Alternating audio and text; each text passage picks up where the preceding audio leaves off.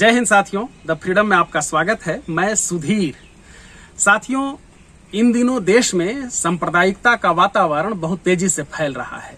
हर दिन के साथ देश का वातावरण जहरीला हो रहा है और यह समस्या नई नहीं है। हमेशा ही इस पर विचार होते रहा है। जो राष्ट्रवादी तत्व थे, राष्ट्रभक्त तत्व थे, उन्होंने सांप्रदायिकता रोकने के लिए तमाम कोशिशें की, उपाय बताए। हमारे तमाम स्वतंत्रता सेनानियों ने सांप्रदायिकता के खिलाफ लगातार लड़ाइयां लड़ी हैं। दूसरी ओर जो सांप्रदायिक तत्व थे, जो अंग्रेजों के समय पैदा हुए, जिन्हें अंग्रेजों ने पैदा किया, वो हर हाल में चाहते रहे कि ये कट्टरता बढ़े। सभी धर्मों में, सभी मजहब में कुछ इस तरह के कट्टरवादी कीटाणु पैदा हुए जो अब तक हैं। भगत सिंह ने इसे बहुत पहले पहचान लिया था और भगत सिंह और उनके सभी साथी जो भी थे, HSRA के भी साथी या नौजवान भारत सभा जो उन्होंने बनाई थी, उन सब ने धार्मिक कट्टरता से लड़ने के लिए, सांप्रदायिक तत्वों से लड़ने के लिए लगातार संघर्ष किया। उसके उपाय भी बताए। जून 1928 के कीर्ति के अंक में, कीर्ति वो पत्रिका थी जिसमें भगत सिंह और उनके साथियों ने बहुत अधिक लिखा। कीर्ति के संपादकीय मंडल में थे भगत सिंह और काफी दिनों तक संपादन भी उसका किया था खुद ही। तो उसके जून 1928 के अंक में भगत सिंह और उनके साथियों ने एक निबंध लिखा था जिसका शीर्षक था सांप्रदायिक दंगे और उनका इलाज। और इस निबंध में भगत सिंह और उनके साथियों ने, उस दौर के क्रांतिकारियों ने अपने विचार रखे कि ये सांप्रदायिकता है क्या, कितना खतरनाक है, कितना घातक है और इसे कैसे दूर किया जा सकता है, इसकी तह में क्या है, इसका कारण क्या है। और उन्होंने सब कुछ इसमें बताया है। हमें जरूरत है, अगर हम भगत सिंह को, अगर हम लोग मानते हैं कि वो देशभक्त थे, राष्ट्रवादी थे, हालांकि आजकल राष्ट्रवाद की परिभाषा बदल रही है, तो इसलिए मैं कह रहा हूं कि जो लोग मानते हैं कि भगत सिंह राष्ट्रवादी थे, क्रांतिकारी थे, देशभक्त थे, उन्हें जरूर ये कम से कम निबंध पढ़ना चाहिए और उस पर विचार करना चाहिए।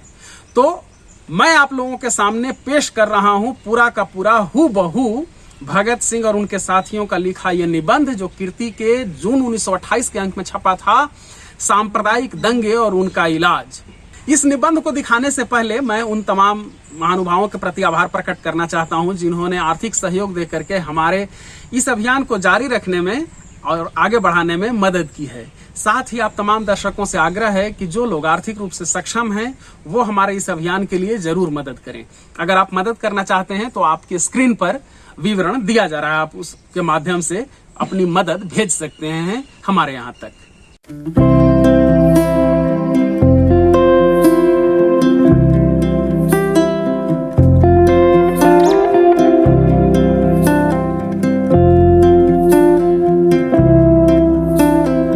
तो आइए साथियों, अब देखते हैं उस निबंध को। भारतवर्ष की दशा इस समय बड़ी दयनीय है। एक धर्म के अनुयायी दूसरे धर्म के अनुयायियों के जानी दुश्मन हैं। अब तो एक धर्म का होना ही दूसरे धर्म का कट्टर शत्रु होना है। यदि इस बात का अभी यकीन न हो तो लाहौर के ताजा दंगे ही देख लें। किस प्रकार मुसलमानों ने निर्दोष सिखों, हिंदुओं को मारा है और किस प्रकार सिखों ने भी वश चलते कोई कसर नहीं छोड़ी है। यह मारकाट इसलिए नहीं की गई कि फला आदमी दोषी है, वरन इसलिए कि फला आदमी हिंदू है या सिख है या मुसलमान है। बस किसी व्यक्ति का सिख या हिंदू होना मुसलमानों द्वारा मारे जाने के लिए काफी था और इसी तरह किसी व्यक्ति का मुसलमान होना ही उसकी जान लेने के लिए पर्याप्त तर्क था। जब ऐसी स्थिति हो तो हिंदुस्तान का ईश्वर ही मालिक है। ऐसी स्थिति में हिंदुस्तान का भविष्य बहुत अंधकारमय नजर आता है। इन धर्मों ने हिंदुस्तान का बेड़ा गर्क कर दिया है और अभी पता नहीं कि यह धार्मिक दंगे भारतवर्ष का पीछा कब छोड़ेंगे। इस लाइन को फिर से सुनिए। इन धर्मों ने हिंदुस्तान का बेड़ा गर्क कर दिया है और अभी पता नहीं कि यह धार्मिक दंगे भारतवर्ष का पीछा कब छोड़ेंगे। इन दंगों ने संसार की नजरों में भारत को बदनाम कर दिया है और हमने देखा है कि इस अंधविश्वास के बहाव में सभी बह जाते हैं। कोई बिरला ही हिंदू, मुसलमान या सिख होता है जो अपना दिमाग ठंडा रखता है। बाकी सब के सब धर्म के यह नामलेवा अपने नामलेवा धर्म के रौब को कायम रखने के लिए डंडे, लाठियां, तलवारें, छुरे हाथ में पकड़ लेते हैं और आपस में सर फोड़ फोड़ कर मर जाते हैं। बाकी कुछ तो फांसी चढ़ जाते हैं और कुछ जेलों में फेंक दिए जाते हैं। इतना रक्तपात होने पर भी इन धर्मजनों पर अंग्रेजी सरकार का डंडा बरसता है और फिर इनके दिमाग का कीड़ा ठिकाने आ जाता है। यह तो देखा गया है कि इन दंगों के पीछे सांप्रदायिक नेताओं और अखबारों का हाथ है। इस समय हिंदुस्तान के नेताओं ने ऐसी लीद की है कि चुप ही भली।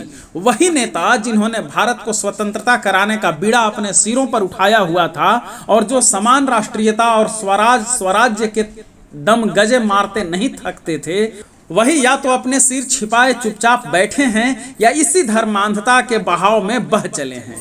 सिर छिपाकर बैठने वालों की संख्या भी क्या कम है, लेकिन ऐसे नेता जो सांप्रदायिक आंदोलन में जा मिले हैं, जमीन खोदने से सैकड़ों निकल आते हैं। जो नेता हृदय से सबका भला चाहते हैं, ऐसे बहुत ही कम हैं और सांप्रदायिकता की ऐसी प्रबल बाढ़ आई हुई है कि वे भी इसे रोक नहीं पा रहे। ऐसा लग रहा है कि भारत में नेतृत्व का दिवाला पीट गया है। दूसरे सज्जन जो सांप्रदायिक दंगों को भड़काने में विशेष हिस्सा लेते रहे हैं, अखबार वाले हैं।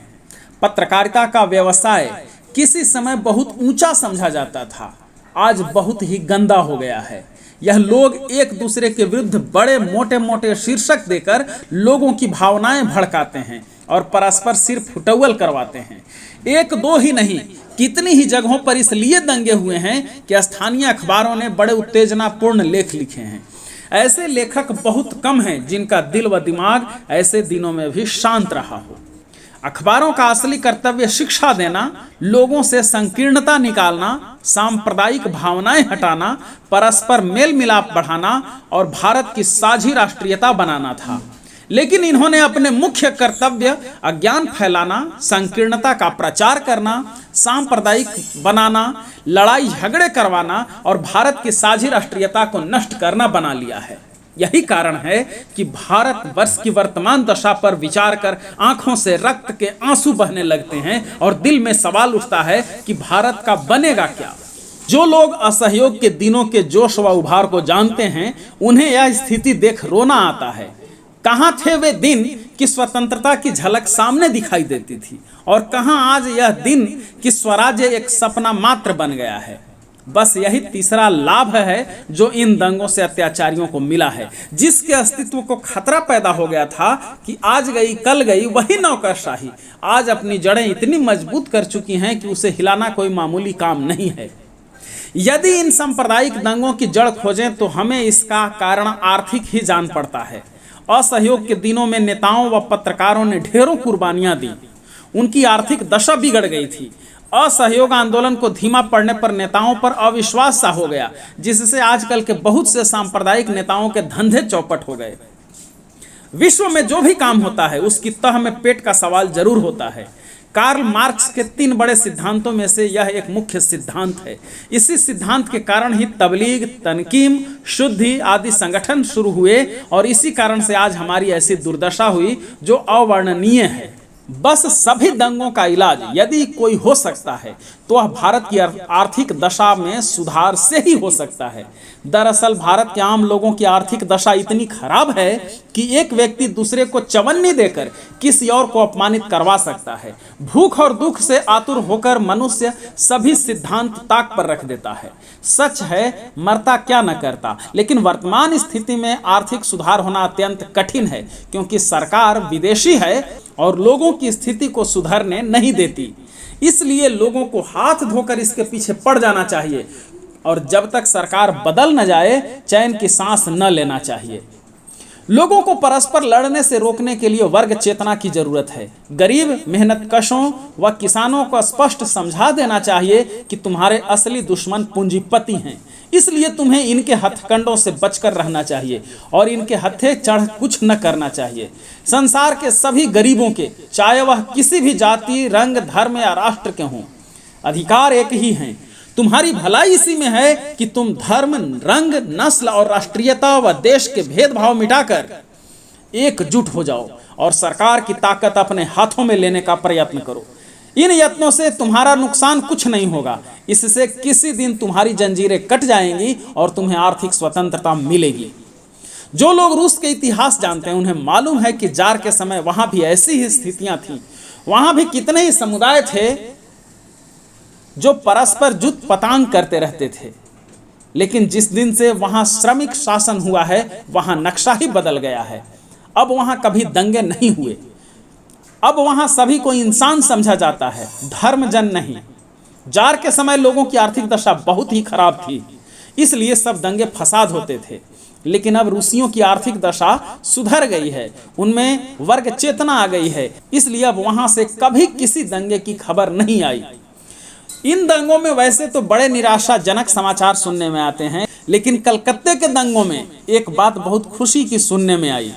वह यह कि वहां दंगों में ट्रेड यूनियन के मजदूरों ने हिस्सा नहीं लिया और न ही वे परस्पर गुत्थम गुत्था ही हुए, वरन सभी हिंदू मुसलमान बड़े प्रेम से कारखानों आदि में उठते बैठते और दंगे रोकने के भी यत्न करते रहे। यह इसलिए कि उनमें वर्ग चेतना थी और वे अपने वर्ग हित को अच्छी तरह पहचानते थे। वर्ग चेतना का यही सुंदर रास्ता है जो सांप्रदायिक दंगे रोक सकता है। यह खुशी का समाचार हमारे कानों को मिला है कि भारत के नवयुवक अब वैसे धर्मों से जो परस्पर लड़ाना व घृणा करना सिखाते हैं तंग आकर हाथ धो रहे हैं। उनमें इतना खुलापन आ गया है कि वे भारत के लोगों को धर्म की नज़र से हिंदू, मुसलमान या सिख रूप में नहीं, वरन सभी को पहले इंसान समझते हैं, फिर भारतवासी। भारत के युवकों में इन विचारों के पैदा होने से पता चलता है कि भारत का भविष्य सुनहला है। भारतवासियों को इन दंगों आदि को देखकर घबराना नहीं चाहिए। उन्हें यत्न करना चाहिए कि ऐसा वातावरण ही न बने और दंगे हो ही नहीं। 1914-15 के शहीदों ने धर्म को राजनीति से अलग कर दिया था।